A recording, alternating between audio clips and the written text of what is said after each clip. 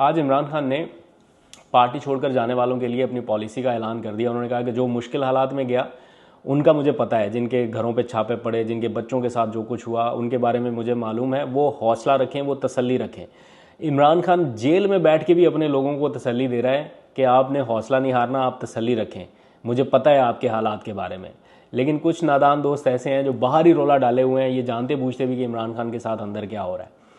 तो फिर उन्होंने कहा लेकिन जो लोग पहले ही झटके में पार्टी छोड़ के चले गए, पहले ही हल्ले में और इतनी आसानी से छोड़ के चले गए बिना किसी रेजिस्टेंस के, उनके लिए वापसी के रास्ते बंद है। और उनमें बहुत सारे लोग हैं, मैं उनको ज़ाती तौर पे भी जानता हूँ, जिन्होंने बिल्कुल ऐसे पार्टी छोड़ी जैसे वो कहते हैं ना किसी के पीठ पीछे खंजर घोंपना, ये इस तरह से उन्होंने पार्टी छोड़ी आखिरी मोमेंट पे, जिनके ऊपर इमरान खान ने अपना टाइम इन्वेस्ट किया, जिनको नाम, इज्जत, शोहरत सब कुछ इमरान खान के नाम की वजह से मिला।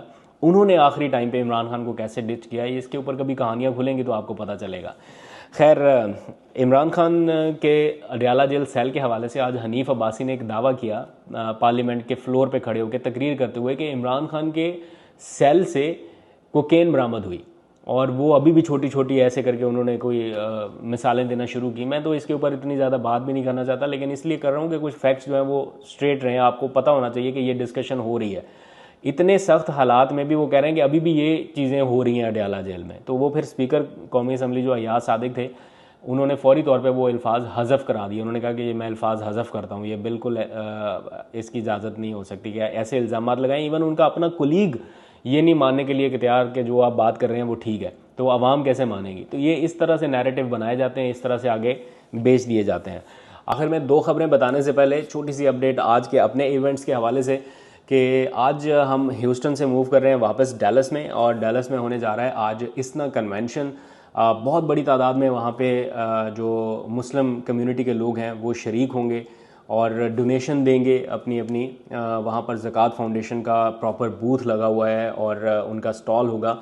तो अगर आप में से कोई डैलस के आसपास है, करीब है, तो वो ज़रूर इस कॉज में हिस्सा लें। अगर आसपास नहीं है, नहीं आ सकते, ज़कात फाउंडेशन की वेबसाइट पे जाइए, उनके QR कोड्स हैं, उनकी सारी बैंक अकाउंट डिटेल्स हैं, कैसे आप मदद कर सकते हैं ज़रूरतमंदों की, ये बड़ा ज़रूरी है। ये सबसे इम्पॉर्टेंट कॉज है इस वक्त, क्योंकि मैं देख रहा हूँ जिस तरह का काम ये लोग कर रहे हैं, जिस ईमानदारी से कर रहे हैं और एक एक पैसे की जिस तरह से हिफाजत कर रहे हैं, इट्स फिनोमिनल। और सिर्फ पाकिस्तान में मैंने इनको देखा था किस तरह से इन्होंने ऑपरेट किया, पाकिस्तान में सिंध तक मदद पहुंचाई, ऐसे ऐसे इलाकों तक गए, और फिर यही अब बांग्लादेश के बहन भाइयों को ज़रूरत है। इमेजिन कि हमारे यहाँ सैलाब हो और कोई बाहर से हमारे लिए मदद भेजे, तो कितनी खुशी की बात है, या कितना अच्छा लगता है कि कहीं से मदद आई है।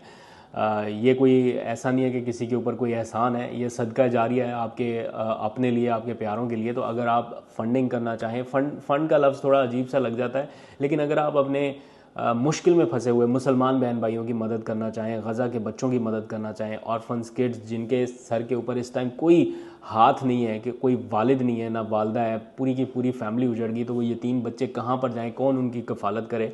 तो आप लोगों की ये रिस्पॉन्सिबिलिटी बनती है, बतौर मुस्लिम आपकी ये ज़िम्मेदारी है कि उनकी मदद के लिए हाथ आगे बढ़ाएं। तो हेल्पिंग हैंड बने ज़कात फाउंडेशन के, और ज़कात फाउंडेशन की वेबसाइट पे जाइए, भरपूर सारी डोनेशन कीजिए। और अगर अमेरिका में है तो मुख्तलिफ़ स्टेट्स में इनके इवेंट हो रहे हैं, डैलस में है, फिर शिकागो में होगा, दैन न्यूयॉर्क में है, फिर और भी मुख्तलिफ़ शहरों में इनके इवेंट्स हैं। तो शेड्यूल मैं शेयर कर दूँगा, ज़रूर पार्टिसिपेट कीजिए अपनी हद तक। आखिर में जाते जाते दो खबरें। PTI के MNA फ़हीम खान, जिनकी सऊदी अरब में गिरफ्तारी की इतलात आ रही थी, वो रिहा कर दिए गए हैं। अब से कुछ देर पहले वो मंजर-ए-आम पे आए, उन्होंने अपना एक ऑन खोसा के स्टाइल में अपना एक वीडियो बयान पहले रिलीज़ किया, और फिर अभी वो सामने आके उन्होंने एक वीडियो स्टेटमेंट दिया कि उनके साथ क्या हुआ और कैसे उनकी गिरफ्तारी अमल में आई, और फिर कैसे गलत फहमी की बुनियाद पर यह सारा कुछ हुआ। और फिर जब तफ्तीश तहकीक हुई तो साबित हुआ कि उन्होंने कोई ऐसी स्टेटमेंट नहीं दी जिसकी वजह से उनकी गिरफ्तारी अमल में लाई जाती। शायद किसी ने गलत मालूमात फ़राहम की सऊदी हुकाम को, और जिसके नतीजे में ये थोड़ी मिसअंडरस्टैंडिंग हुई, तो उसके बाद इब्तदाई तफ्तीश के बाद उन्हें रिहा कर दिया गया है।